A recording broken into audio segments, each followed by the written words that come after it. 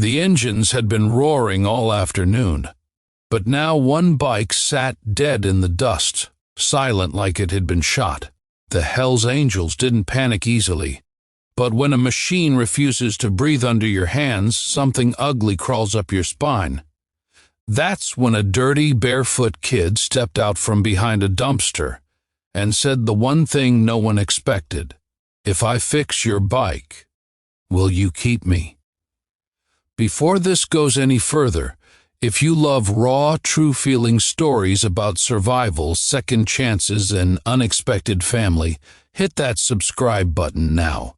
You're not just watching a video, you're joining a crew that believes stories can still punch you right in the heart.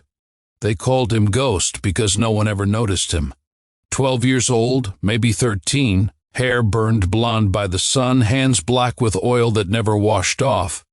He lived behind an abandoned gas station off Route 66, sleeping inside a collapsed ice freezer and surviving off leftovers and luck.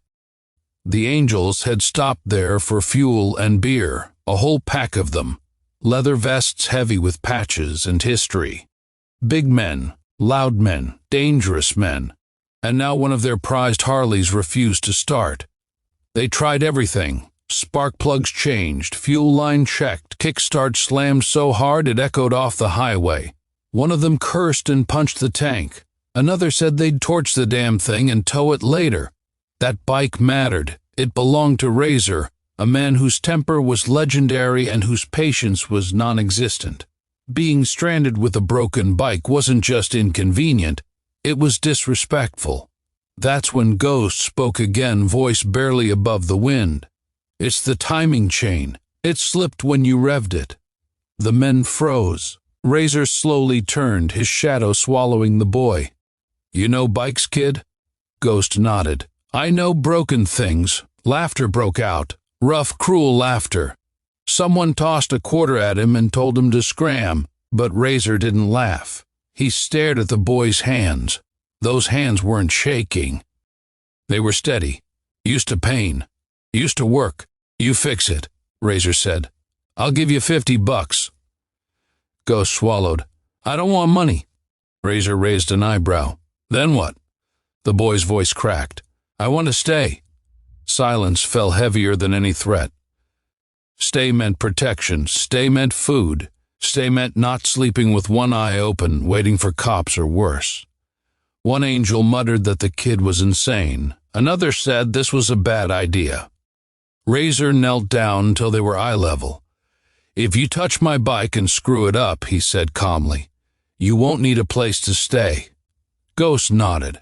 "I won't screw it up." They gave him tools like you hand a blade to someone you don't trust. Ghost worked fast, crawling under the bike, listening, feeling, adjusting with instincts sharpened by years of scavenging engines from junkyards. 15 minutes passed. Then 20. Razor's jaw tightened. Finally, Ghost wiped his hands on his shirt and stepped back. "Try now." The engine coughed once, twice. Then it roared to life like it had been waiting for him all along. The sound cut through the air, deep and perfect. No one spoke. Razor slowly stood, revved the throttle, and laughed. A sharp, disbelieving sound. "Son of a—" He cut the engine and looked at Ghost. "What's your name?" "Don't got one," the boy said. Razor thought for a moment. "You do now." They didn't hug him. They didn't celebrate. The Angels aren't that kind of family. But when they rode out, Ghost rode too, sitting stiff behind Razor, holding on like the road might steal him away if he let go.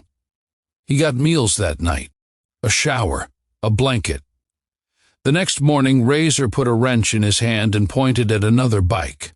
"Show me again." Not everyone approved. Some said a kid would bring heat. Others said he was a liability. Ghost heard it all. He kept his head down and worked until his fingers bled. He fixed carburetors, rewired ignitions, rebuilt engines that grown men had given up on. Slowly the tone changed. He wasn't the kid anymore. He was the mechanic. Trouble came 6 months later when a rival crew jumped them outside Flagstaff. It turned violent fast. In the chaos, Razor's bike took a hit. Fuel line shredded, leaking fast. Fire was seconds away. While bullets cracked the air, Ghost ran. Not away, toward the bike. He clamped the line with his bare hands, burned skin and all, and screamed for Razor to move. The bike started. Razor lived. The rival crew didn't stick around. Afterward, Razor found Ghost sitting alone, shaking, hands blistered and raw. He took off his vest and draped it over the boy's shoulders. "You're not going anywhere," he said. "You're home." Years passed. Ghost grew into the leather, learned the road, learned the rules. He never forgot where he came from. Today, if you ride through that stretch of Route 66, there's a legit garage standing where the abandoned gas station used to be. Free repairs for anyone who's broke. A sign hangs above the door, "Broken things welcome." And every once in a while, a kid with nowhere to sleep walks in, and Ghost looks at their hands before anything else. Now I want to hear from you, because stories like this connect us all. From which part of the country are you watching this video? Drop it in the comments, and let's ride this road together.